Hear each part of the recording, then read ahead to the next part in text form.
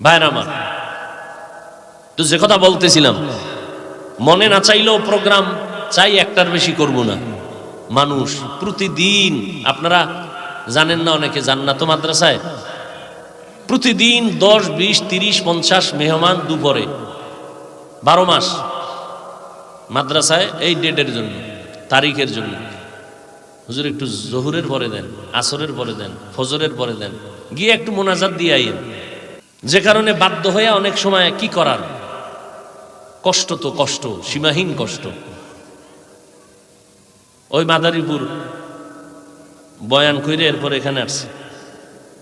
কালকে জোহরের পরে বয়ান চাপাই নবাবগঞ্জ। এবার বুঝেন আমি ঘুমামু কোন সময়? জোহরের নামাজের সাথে সাথে আমার বয়ান চাপাই।